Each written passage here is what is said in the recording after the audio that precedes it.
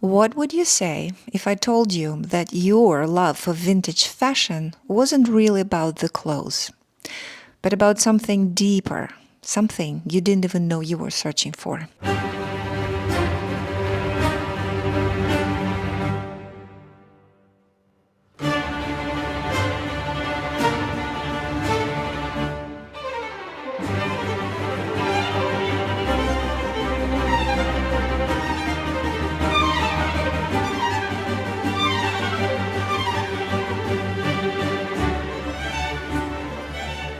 So, I grew up in a family with three generations of women making clothes.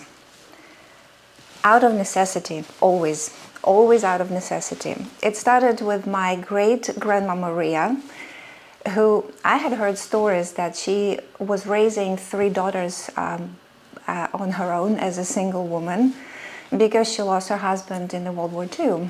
And so she would make clothes for her daughters. Then I remember my first memory of my grandmother was when she was in her late 70s. She would still bust out her her old mechanical zinker machine, the one that you have to turn the wheel by hand to be able to sew, and she would make simple clothes, and I watched her do that.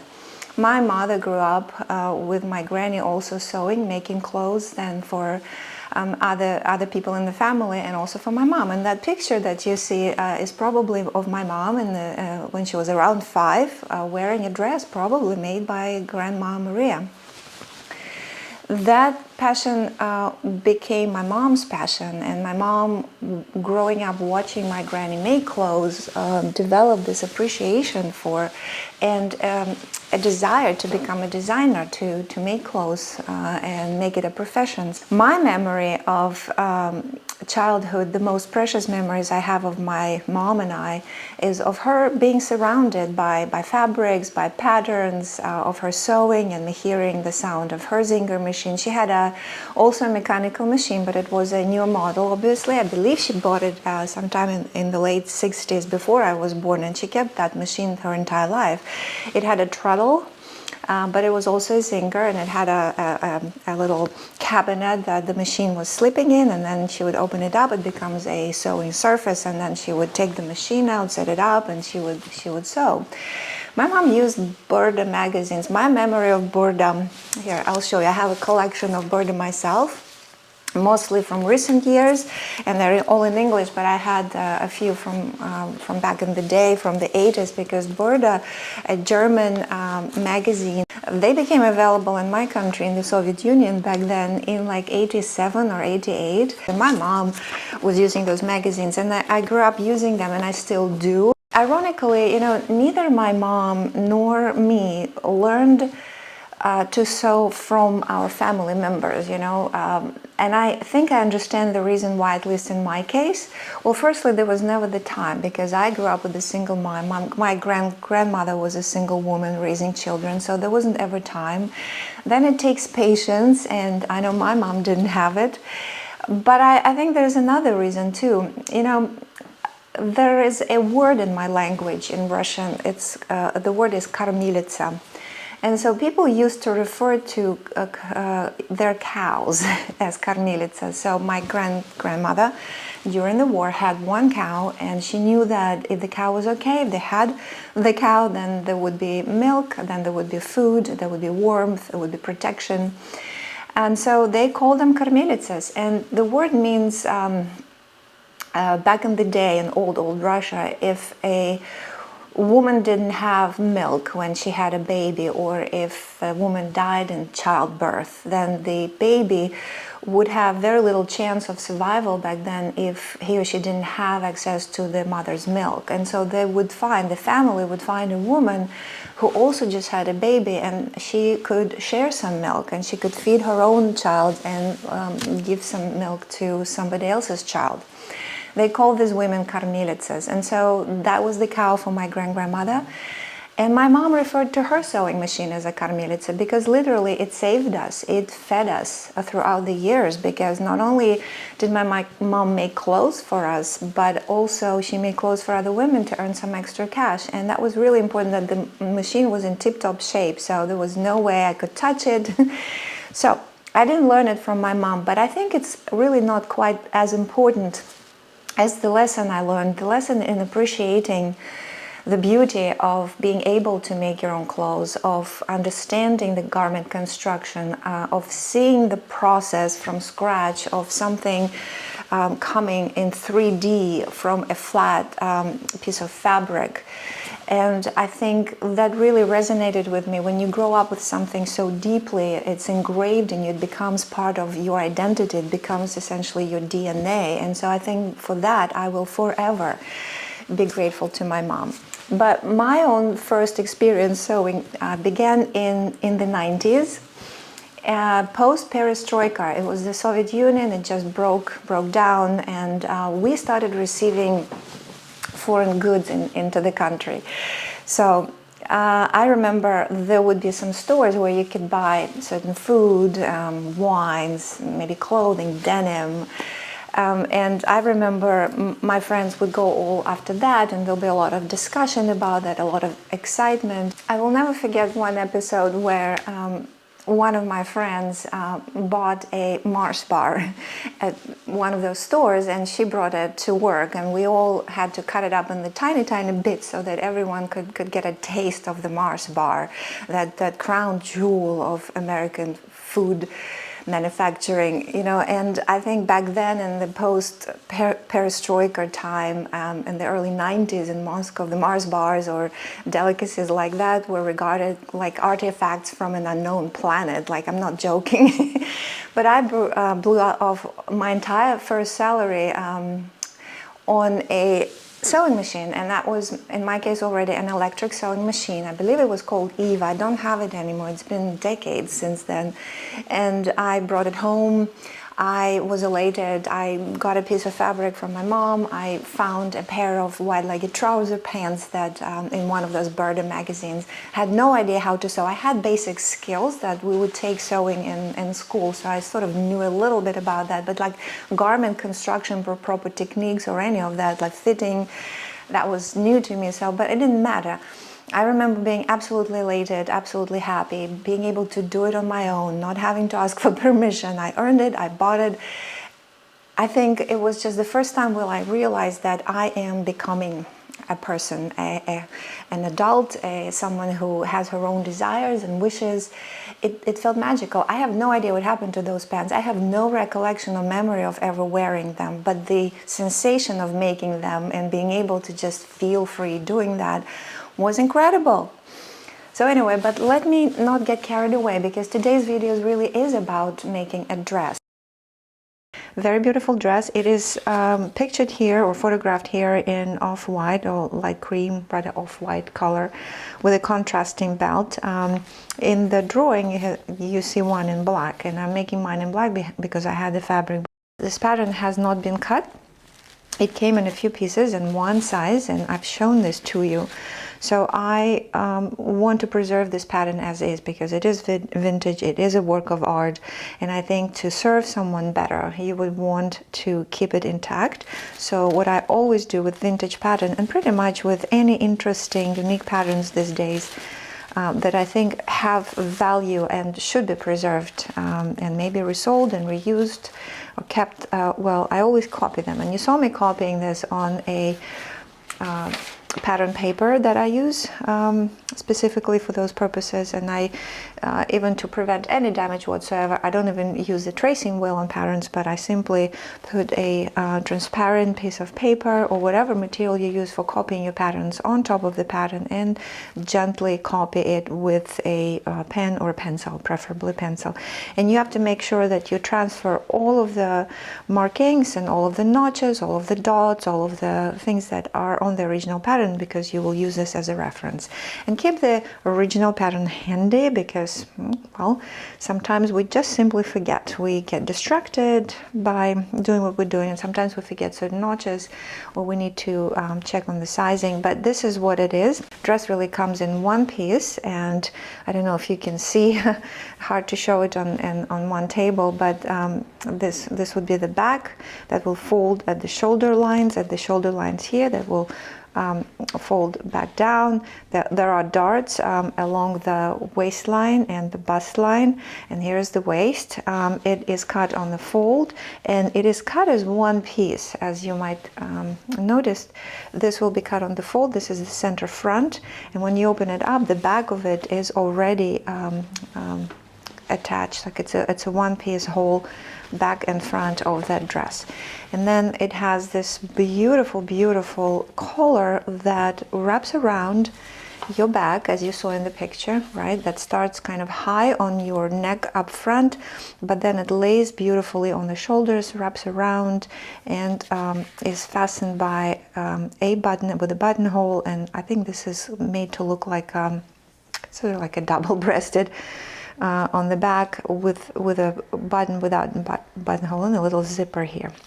Anyway, what I wanted to look at is the construction of this garment today, and what I'm seeing here is that this recommendations here is to interline the fashion fabric to give it a bit more structure. It really depends, modern days, depending on what fabric you would use, but I can certainly see the benefit because, first of all, if you're interlining a garment in couture way of constructing it, what you are doing is you're not only making the fashion fabric more supported, you also will wear it better. It will not wrinkle. If your fashion fabric wrinkles a little bit, like linen, for instance, it's nice to interline to give it a bit more structure, and it will last longer, obviously. Also, you will be doing the hems, for example, and stitching your hemline or any additional hand stitching that you might be applying to your garment will be easy applied to the interlining and won't show on the front side of your garment, on the fashion side of your garment. So anyway, I'm going to do that. I also see that the collar, which is beautiful to see the collar, as you can see on these drawings here, this all looks very different from what you can get at the Vogue pattern these days. The way they present the drawings and the step-by-step instructions. It's cut on the bias, which makes perfect sense because it will allow for that beautiful collar to fall nicely around your shoulders and in the back, but by interlining this with some maybe slightly stiffer fabric than the dress itself, it will create a bit of a shape, and it will add this structural element and will hold it. It won't just like be limpy and fall on your shoulders and hang, but it will have a shape to it, which I think is important for this type of collar. I am going to lay out this fabric that I have for the dress, and if you'd like to see it, it is black. It might be very hard to see on the screen, but this is a beautiful 100% wool crepe, very light, but it does have a bit of a texture here. I'm hoping you can see on the camera that it does have a bit of a texture that makes it look more vintage, slightly large, but it has most beautiful drape, right? It is light. It doesn't have a stretch, but it does have a little bit of a give. And I am going to interline this, and for the interlining I have an incredibly interesting, again, it might not look as a very pretty fabric to you, but this is very, very thin, yet very sturdy, also wool, that I originally bought to make sort of a vintage looking blouse, but it's been sitting in my stash for many years, and I think this is a really, really nice use for it, to interline this particular dress with it. They go together very well, they drape, they're of similar content. I think for carrying it will be very easy to do them together, and so you can see how light this is, translucent but sturdy. It will give it structure, and it will be easy to interline, to like hem it to the interlining. For the collar, I might use something a bit heavier and sturdy, perhaps organza, that has a bit more stiff hand to it. So these are the fabrics that I had. I absolutely love this dress in the light cream, as you can see it here, but for my very first attempt and for me to test the garment and the construction of it, I'm going to use that one. So who was Jacques Heim and why did I pick him? there is not that much written about him, at least in the sources that are easily accessible, available on the internet or in some books. I think my search began with this incredible book, Couture, by it's called Couture, the Great Designers by Caroline Reynolds Milbank. There is a chapter for all the major couturiers and clothiers of different eras, and there is a couple pages about Jacques Heim in it as well. He was born into a family of the Jewish Polish immigrants who came to Paris and opened a fur business, and they, for years, I guess, they were quite successful, and they were supplying furs, making stoles and coats and hats and things like that, and capes out of furs, variety of furs, to the French elite. Very typical, you know, the Eastern European business, the fur business was booming and flourishing, obviously. And then so Jacques Heim was born watching sort of their parents managing that business, and was a creative environment, obviously. And so when there came a time for him to contribute to the business, he, as a shrewd, young and smart person, decided to expand it a little bit. And he himself, when he came of age, he added a couture department. So they were starting to make clothes. So I believe officially the house of Jacques Heim, as it was known later, came into existence in 1930. So I want to put it in perspective. You know, everything does not exist in isolation, right? It's good to look at everything, kind of understanding the era, the surrounding, the environment, the place, and the people around it. So 1930, think Depression year, right? And think Paris. Right? Close your eyes, you don't have to look at me, just imagine. So who do we know that you might be more familiar with, right? People like Coco Chanel instantly comes to mind. In 1930, Coco Chanel was 47 years old, and she was at the height of her career and her fame and her popularity as a designer, as a couturier, right? So she already had her very well established house. She already had major success with her little black dress and her stretch fabrics clothing. She had multiple stores in Paris, in Biarritz. She had her big house, the house of Chanel that we know today, already in existence. Her Chanel No. 5 already existed, and she already introduced the tweed suit, which would be the prototype, or was the prototype for the tweed suit and the Chanel suit that we know today. Not quite the same one, but we already get the idea. So that is 1930 Chanel. One of the major rivals, the Italian designer Elsa Schiaparelli, was 40 years old, already also very, very established in her own niche. She was always very avant-garde, and she and Chanel really had quite an interesting relationship, competing a lot and sort of like hating each other a little bit, competing for the models, for the designs. And so there's a lot of this, you know, women gossip between them, and a little fight between them. But she was super successful in her avant-garde niche and collaborating with Salvador Dali and other artists, known for her hats and beautiful embroideries and things like that. That's Elsa Schiaparelli. Dior, who is Christian Dior, who is actually a few years younger than Jacques Heim, he was 25 at that time, and he was like far from even considering the fashion career, because at that time in 1930 he still ran a small art gallery.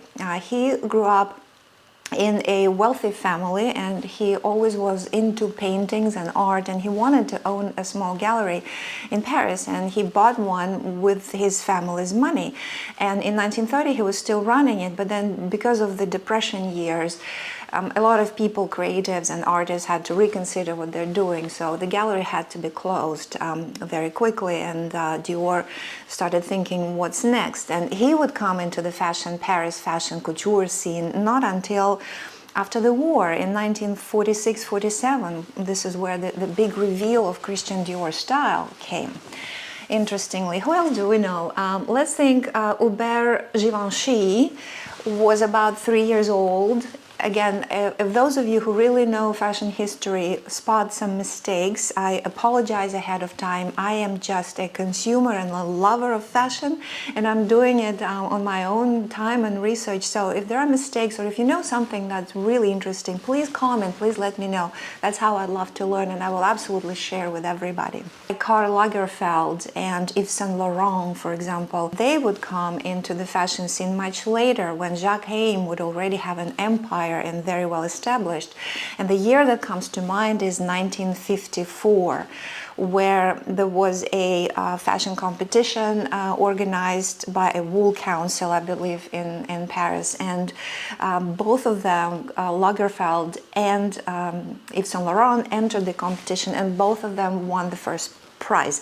However, in different categories, right? Yves Saint Laurent won in the dress category, and Karl Lagerfeld won in a coat category. And you know that these two had quite a history of friendship / rivalry and competition, and their lines, their lifelines and their careers were going parallel for many years, and took very different directions and courses. And there's a variety of wonderful books written about this. So I think you get the picture of what the world looked like and who was who at the time when Jacques Heim was building his empire. And so that took him through the 30s, and he was always an innovator. You know, I read an article where someone said that he never really liked to be called a designer, and rather the curator and interpreter of clothes. And I can't help but think that this is what a true couturier, or a true clothier, as I call myself, clothier, is about. It is interpreting what is important and what's valuable and valid at the time that you live. And so Jacques Heim designs were impeccable for his time. They were for the women, but they were more down to earth. They were very wearable. They were couture, but they were accessible. He was the first one who actually created in 1932, I believe, he created the first separate swimsuit consisting of two pieces that he called atome. It didn't become popular. I think the population, the women were not ready to wear clothes like this. It will come back into the scene in 1946, and there will be a competition between atome and a bikini. That's a whole different story. But he was at that time already thinking about this liberating women, and he was very sort of innovative in how he thought and approached the clothes. He was also one of the first one who opened a diffusion lines like his Actualité or Jeune Fille, because he wanted to bring couture more into the masses and make it more accessible and available. Until you really try making something and then put it on your own body and feel the garment on you, it's really hard to understand and imagine. That's one of the reasons why I wanted to make that dress. So through the 30s, Jacques Heim was building his empire and became very successful. And then came another decade and another set of circumstances. The war, World War II, came to France, and there was German occupation. There's an incredible book, I believe it's called Fashion Under Occupation, that I would highly recommend that you read if you're interested, and I will link some of those books that I love personally for you to find. And Jacques Heim was from a Jewish family, and we all know what happened in 1942 in Paris in July. And so the Jewish businesses had to close and had to hide. And Jacques Heim did not close his business, his atelier, but he did hire a French person to run it while he left Paris, and he remained in France, and he joined the resistance movement. Other designers like Chanel, for example, she closed her house and she left, and she sort of disappeared from the fashion scene, as you may know, for at least 15 years, and that's happened during the war. Madeleine Vionnet, who was in her late 50s by then, also sort of closed the house and never came back to the scene majorly. Elsa Schiaparelli left for the United States and stayed there and continued to create. So it was a very difficult, challenging time. And then, you know, when the war ended, the fashion survived, the couture that French couturiers so hard fought for survived and remained in France despite some of the attempts of the German new regime and new leaders wanting to move it to Germany. Anyway, that's for another story and another time, but that gives you a sense of where Jacques Heim came from. I also have to tell you that a lot of houses, aside from the garments that they would create, they also had a lot of other products, and that's how they would make money. Chanel No. 5 that came out in the 20s made a lot of money, and even though she left Paris, her business didn't close, and her house was producing predominantly perfume, and that was very popular with the German soldiers, and they would buy those beautiful bottles of perfume to take with them and bring them back home or send home for their girls and wives. So a lot of houses did that, and Jacques Heim also came out with his perfume in the mid-50s, I believe, and it was called J'aime. And if you know J'adore, which is a famous perfume by Christian Dior or by Dior House, there is a legend, or they say that the palette, the fragrance, the composition of it and the scent is very similar, and it was an inspiration. So Jacques Heim's perfume J'aime became the inspiration for Dior J'adore. So there's a lot of interesting facts that you can find if you're willing and interesting, and I always wanted to just really honor the couturiers who may not have that longevity, but whose impact is super important, and I always like to bring them back and to share the facts with you. But enough for now of the stories. Let's go back to the dress. There's more to show. I took some time today to continue working on the project. Let me show you how far I've gone. So if you recall, I wanted to first of all follow the directions, the original pattern directions, which called for interlining of the entire garment with all of its parts, which I did. Let me show you what it looks like. I chose a beautiful woolen, translucent, like very lightweight woolen to interline the bodice of the dress, and it came out in one piece. Let me just open this up a little bit so you could see. And what I did is I hand stitched it by obviously just using big running stitch along the perimeter of the entire dress. So this is the face of the dress, the fashion side of it, and then the interlining is laying on top of it on the inside of the dress. And I also repeated every because, you know, interlinings are very good, as you know, not only for the construction and to create shape and create durability of the project, to make sure it folds and hangs properly, but also in the construction itself.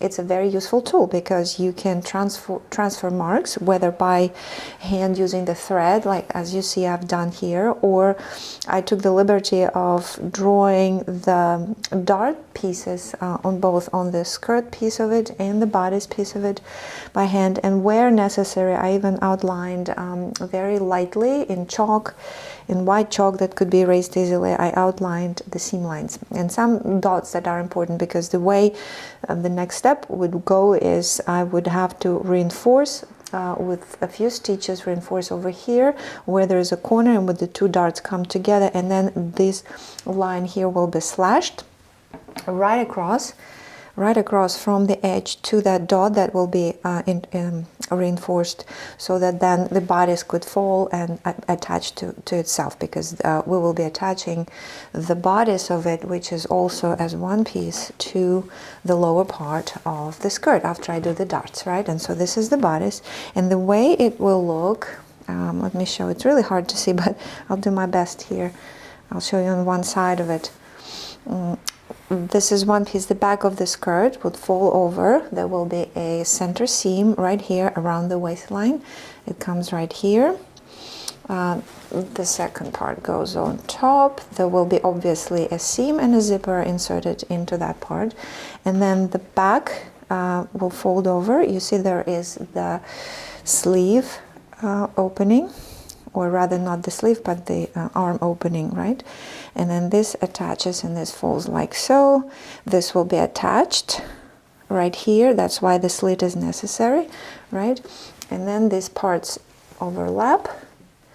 There's another one here, like so, and it will be overlapped. And this is where there will be a button. Now, I did have to make some alterations. I am tall. For those of you who don't know me, I am 5'11" or 6 feet tall, essentially. So whether it's a ready-made garment or a pattern, always requires alterations for me in the length. And normally this will be the sleeves. This will be obviously on pants, there will be the inseam will be taller and longer. And also my waistline is always at least 3/4 of an inch a little bit lower than on the ready-to-wear garments. So I did make alterations. So where there was the seam line, the appropriate patterns, I did add 3/4 of an inch, which made this piece and that piece here, as well as the interfacing part of the pieces, right, a bit longer. So I might choose to do a couple smaller buttons as opposed to one as it goes on the garment itself, but we will decide later, right? And so the next big part of the dress is the collar itself, and I did exactly the same exercise on the collar. I interlined it. I chose a different interlining. It's more like kind of cotton and silk. It is the proper interlining. It is sturdier than the one that I used on the bodice, because the collar is cut on the bias as one long piece, and it will be folded over and then attached, and will beautifully kind of attach on the front right here, and then we'll follow the neckline, and then we'll fold and crisscross in the back, leaving this beautiful opening in the back. So I felt that it needed a bit more sturdiness and a bit more shape and body, so I chose a slightly thicker material to do that. But I did the same thing essentially, and here, because I didn't want the fabric to unravel, I interlined it, attached the interlining by hand. As you can see here, it's interesting. Obviously I pieced this together because my interlining fabric was very, very narrow, so there wasn't enough, so I just simply added a piece on the bias and attached to it, and did all my markings, like the center front, the center back on both sides, right, on these, because they will be meeting like so. And then all of the markings, my shoulders, and all the things that will help me then navigate how to do. One other thing I'm considering adding a lining. Well, call me crazy, but I don't know, I personally love lining everything. This particular construction does not call for lining. I don't think it is necessary. I also think if I don't do this, the interlining that I have underneath is very pleasant to the touch, so I think that I will enjoy wearing as is. But I do like everything quite clean and neat, and I think one of the things that I do like the feel of silk on my body where I wear my dresses. So I'm choosing to probably at this stage deciding to line the thing, and I am loving to play with my fabrics, and what it means is that I love to add a bit of color. The dress is black, and I know the lining is something that you won't necessarily see except me, and I know it's going to be there, but I might choose to do a bit of a color. I have this beautiful silk charmeuse. I love on luxury garments, I love to use silk charmeuse, whether it's a jacket or a dress. I like to use that, and I love the feel of it, especially if it's quilted onto the garment itself, like jacket, for example. Then it becomes as one, and it is very pleasant to wear, very pleasant to the touch. It's nice and shiny, so I might use the color, but at the same time, just to leave it completely classic and completely beautiful, I have this gorgeous silk charmeuse, a slightly thicker silk charmeuse in black, that I might just like to do. The feel of it is so luxurious and so beautiful, and if I do choose to do this, essentially I will cut the exactly same shape of it, except for the facing for the back piece right here, right, out of the lining fabric, lay on top, and obviously just put the lining in. One of the considerations that made me think of it was if we do the darts properly, right, so we will be creating those darts with two layers together, right? And so that will create certain thickness, right, in the darts. And once I create the darts and press them flat, I will see how thick it is, because I might just lay them on one side and hold it in place by hand stitching. But at the same time, I think to make it fall better and be least visible, it would be nice to, when the darts are done, to slash them across a little bit, right? The tops of them, slash them and open them flat and press them flat, with the exception of the very end of this. So that is the proper construction in the couture. This is also the way the pattern calls for treatment of the darts, on both on the skirt and on the bodice. And I thought that, you know, to make it look all perfectly neat, I would want this covered. And so I could lay something on top and make some decorative covering for the dart. However, I thought it might just as well be great if I did a little bit extra work and put this gorgeous lining.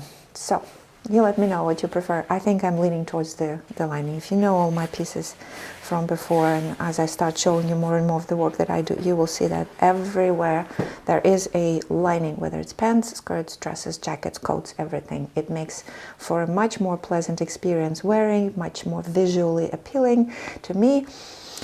Okay, ladies, I've got to say, like, to me, it's like wearing really nice and fairly expensive lingerie where pretty much sometimes nobody knows, but you know it's there, and you know, and you sort of feel different.